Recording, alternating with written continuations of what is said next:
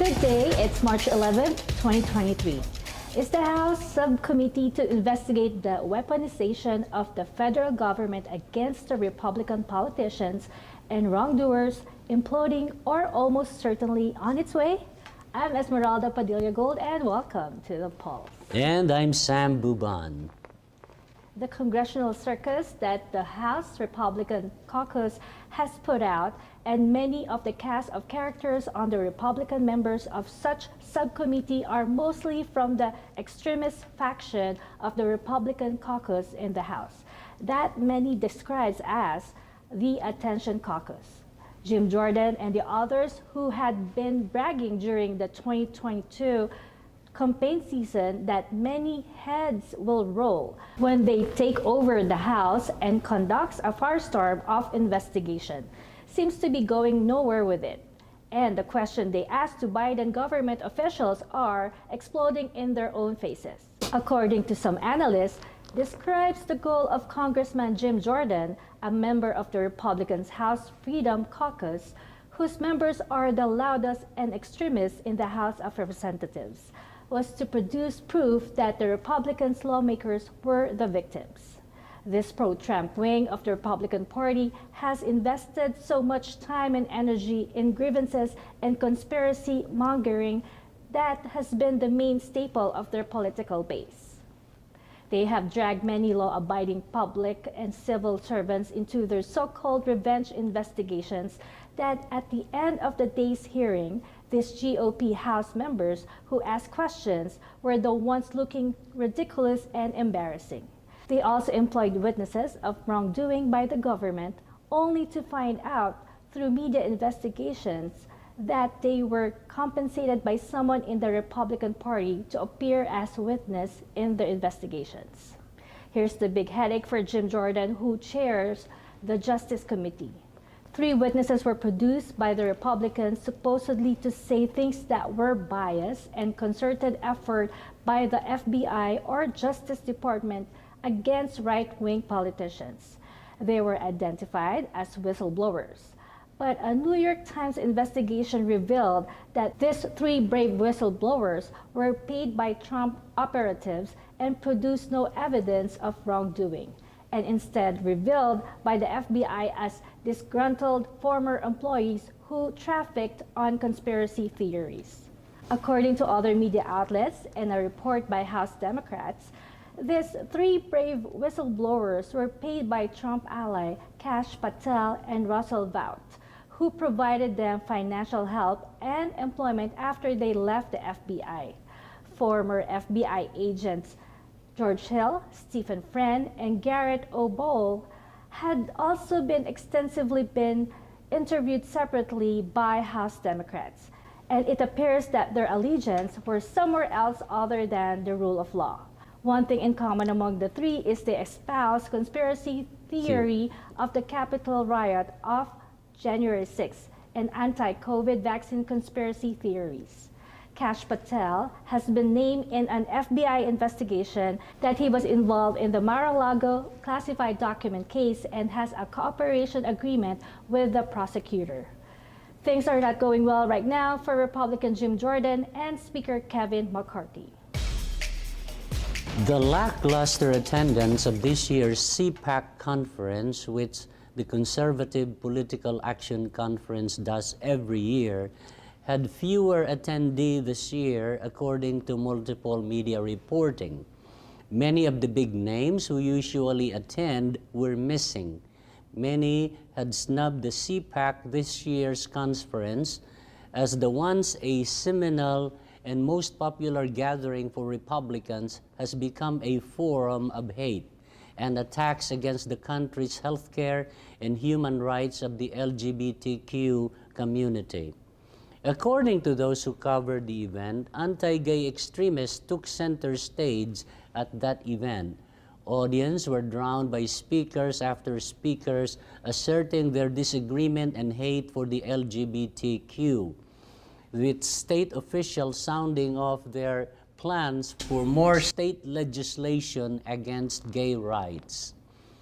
Trump delivered his hate speech to rouse more anger towards our government and sounded like he was claiming to be the Messiah in the Bible, saying, "I am your warrior, I am your justice, I am your retribution." That the country is tired of rhinos, that the listeners have to stick with America first, that he must win, or we will have no country anymore forever, and that he will totally obliterate the deep state. Deep state, a conspiracy theory that there is a shadow government that is working against the conservatives and the religious, and has been used by Trump and his fellow extremists on the right wing as a speaking point. It sounded more like a speeches in the 1930s Germany, where people were chanting and cheering for every crazy notion Trump was saying.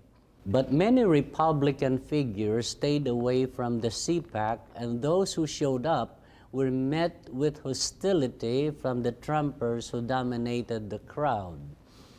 Notably absent were former Vice President Mike Pence, Florida Governor Ron DeSantis, South Carolina Senator Tim Scott, Virginia Governor Glenn Youngkin, and South Dakota Governor Kristi Noem.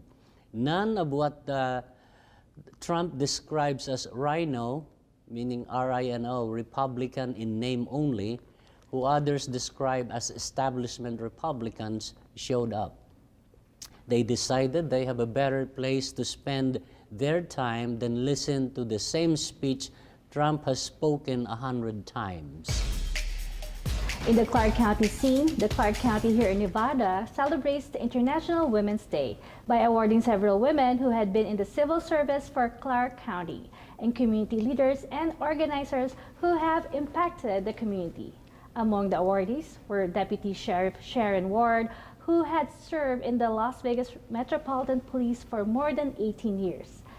Sacia Alvarado, a community organizer and leader of the Somos Votantes PAC, Maria Cristina Blasquez, an entrepreneur who helped start up small business to have a presence in the Boulevard Mall.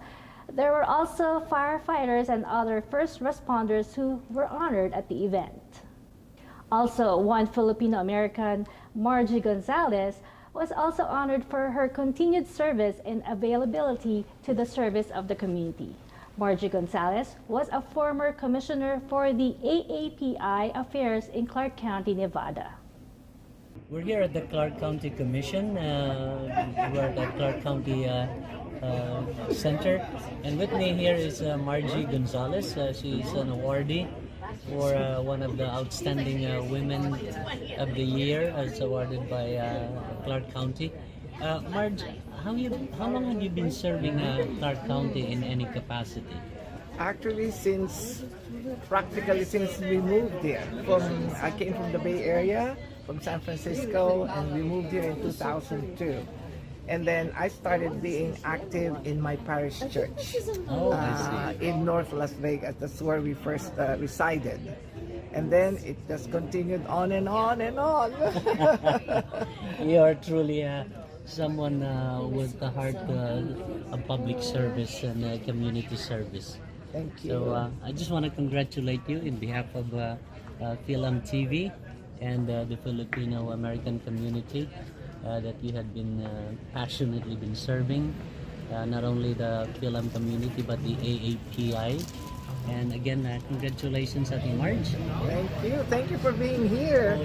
In the country of Turkey, the death toll from the massive earthquake that hit Turkey and Syria on February 6th has risen to close to 47,000 as of March 6th. According to a report by the Associated Press, the earthquake that was registered at 6.4 in the Richter scale that caused massive damage to buildings and other structures had also caused the death of what is now recorded at 43,556 by the Turkish Interior Ministry, and the combined updated death toll in Turkey and Syria now at 47,244. Such a tragedy among the families in those two countries My hearts and prayers are with the people of Turkey and Syria. I can also say that if you can and if you want to donate to the NGOs that are helping on the ground, please help. You can find reliable organizations in your cell phones who are needing any amount you can contribute. Organizations like the International Rescue Committee, the IRC, with the logo of a black and yellow arrow or a pointer. There's also the Doctors Without Borders, the International Red Cross, the Red Crescent, Food for the Poor, and many more. $25, $30, $50, any amount would help. Disaster knows no religion, race, or national borders, but we can help as part of humanity. Please help. When we come back after the commercial break, we will be joined by a community activist in her own right, a Las Vegas resident who, like me and many of our viewers, love our country, love our democracy. She will be our guest on our show. Stay with us for our interview with a wonderful lady, Eileen Fridkin.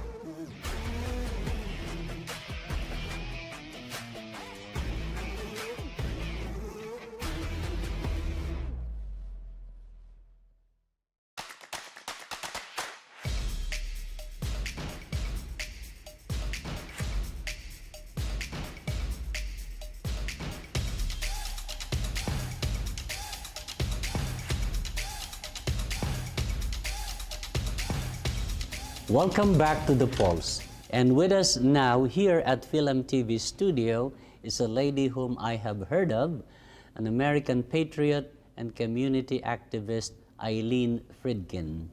Thank you for joining us today, Ms. Eileen Fridkin. First, tell our viewers some things about you and your involvement in the Las Vegas community. Well, first of all, I want to say what a pleasure it is to be here and be surrounded by people who understand what real patriotism is, and it definitely isn't white supremacists and neo-Nazis carrying my flag. I was originally a Republican. I am a former Republican who became an independent and is mostly voting Democrat because they're the only ones in the lane that believe in democracy. My involvement has been a lot of very personal interactions with people anywhere who will listen to me about what's happening in this country, and it's very serious. I did attend the impeachment rallies that were anti-Trump as a former Republican, and I had custom-made hats and t-shirts that said whistleblower. I said, you want to find the whistleblower, Mr. Trump? She's right here with 60 million other Americans. The reality is we all have to call out what has happened to the GOP. There isn't one anymore. So I was on the news at that rally as an anti-Trump Republican. And then I also began doing videos for what were, at first, before he was elected, it was Republicans against Trump. And then they saw one of my videos and asked me would I do other things for the Republican advocacy and accountability project. Also defending democracy, which is a kind of a consortium of both Democrats, of also independents, I should say, and Republicans.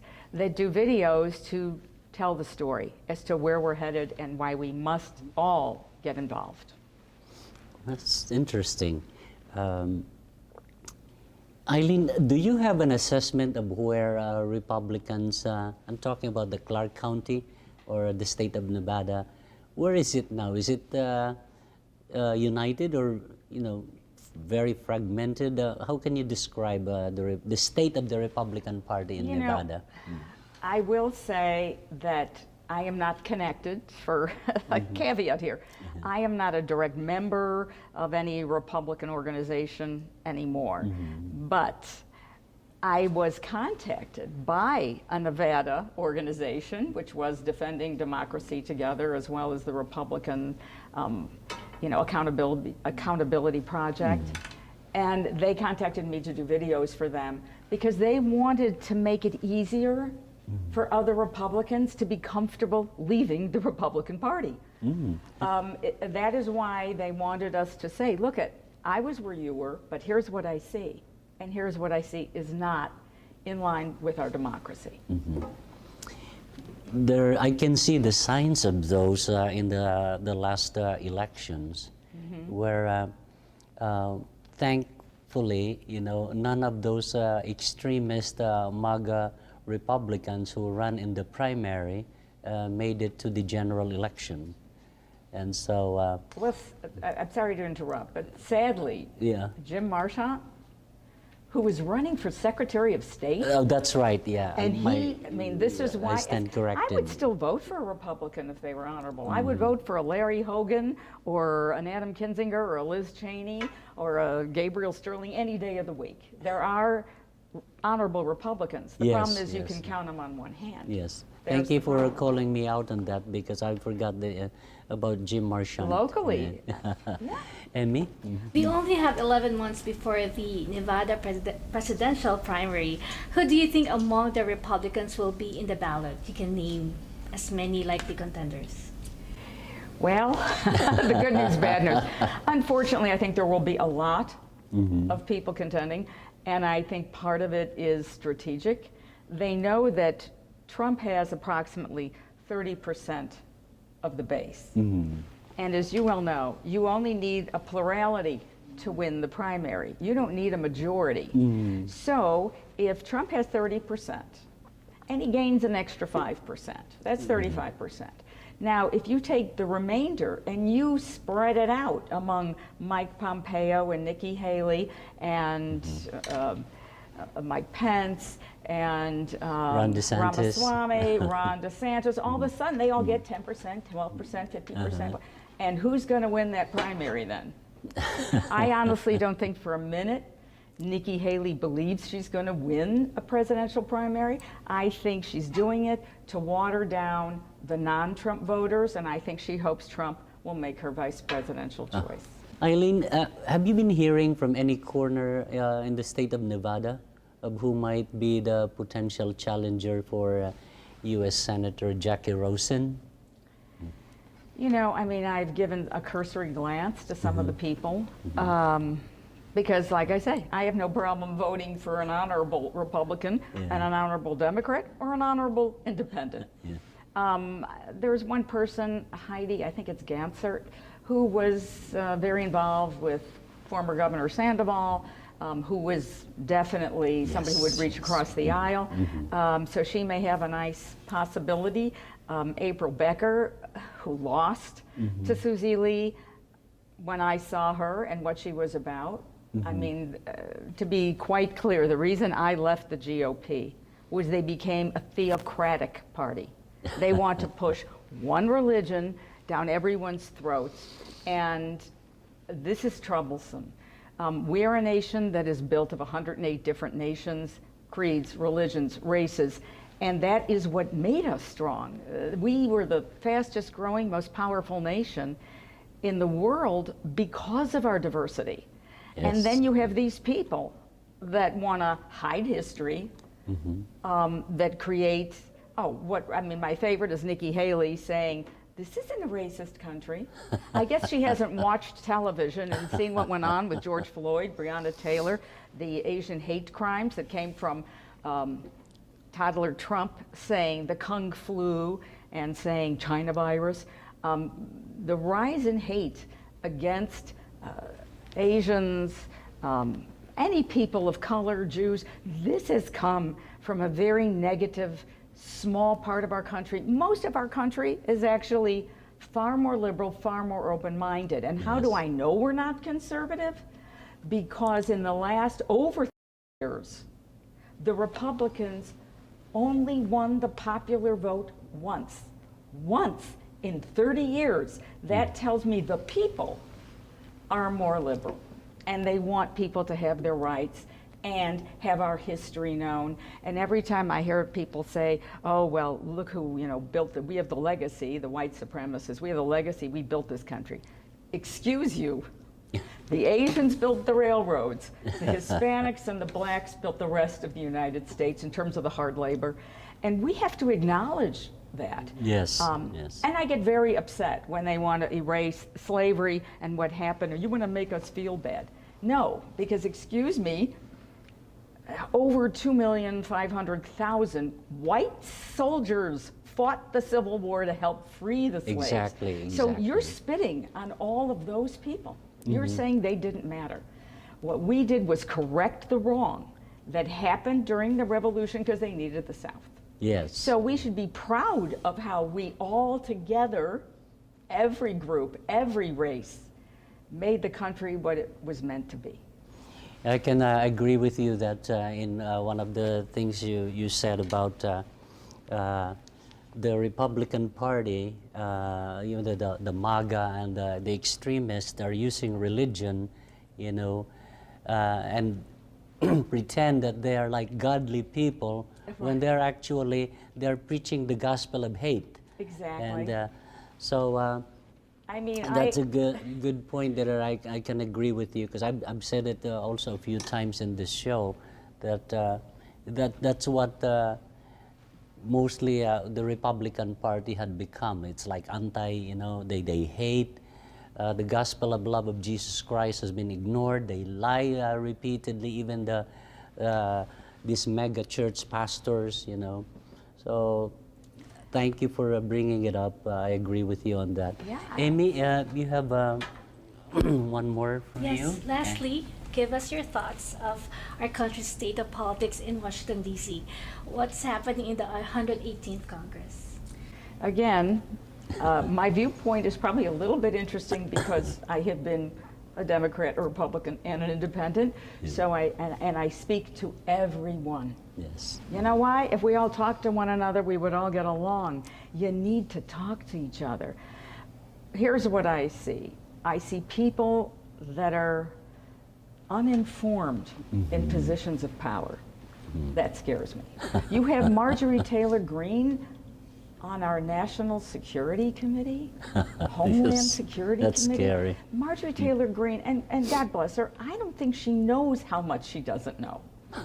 This is a woman who, in a meeting, said to people that, well, I want to use my dishwasher at night and my TV at night and my washing machine at night, so I'm against solar energy. She doesn't even know that solar energy continues to work even when the sun goes down. Maybe she should look at people's solar lights on their patios. We have people who are uninformed that are writing laws and voting on laws that affect all of us. And she's not the only one. I mean, there's others with QAnon backgrounds that believe things that are just outlandish. So it worries me. And then we have someone like Jim Jordan, who to me always seems like kind of an angry frat boy, and he's the head of the Judicial Committee. This should worry all of us. I call him, you know, the head of the attention caucus. Yes, I mean, when I was listening to him, I think it was yesterday, and one of the representatives, a Democrat, was interviewing somebody regarding Twitter. Okay, so when was it you heard from this person? And he said, I can't divulge my sources. She said, I didn't ask you to divulge your source. I asked you, when did you hear? What was the chronology? I can't divulge my source. But she said, I'm asking for a date, not a person. And then, of course, Jim Jordan went into a little hissy fit that you're trying to get him to reveal his source when that's not at all what the question was. So I'm worried. I'm not going to lie. I am worried that we have people in positions of power who are, number one, incredibly biased and not terribly informed about history and not terribly informed about even simple things like renewable energy and solar power. why we need Yes. climate change. messages, and that worries me. Eileen, we still have a few minutes left. Feel free to discuss other matters that affect most ordinary Americans, or whatever it is that you have in mind. I will tell you something that does sort of weigh on me. A lot of what the Biden administration has done has been for the people. The infrastructure bill, getting all of the vaccines out, getting all of the tests out, which brought down COVID to, we lowered it 90%, the death rate. 90% it was lowered from one person to the next, from one president to the next. We lowered that death rate by 90%. There has been so much done. The infrastructure bill, the gun reform bill, there has been the climate change bill, so many things that are positive that were done for the people. Lowering insulin costs. So what I would really like the Biden administration to do is refer to themselves as a tripartisan administration. It took the Republicans, the independents, and the Democrats to put Biden in office because we saw this man is going to take us to positive places for the American people versus where Trump was taking us, which was to a more hateful, divided place. So I wish Biden would say, the American people passed the infrastructure bill. The American people, because it was a tripartisan vote, and it is a tripartisan administration. Well, Eileen, thank you for articulating those things. Emmy?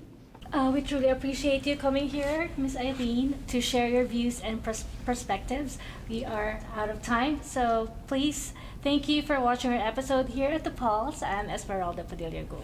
And I'm Sam Buban. Thank you for being with us, and God bless your week.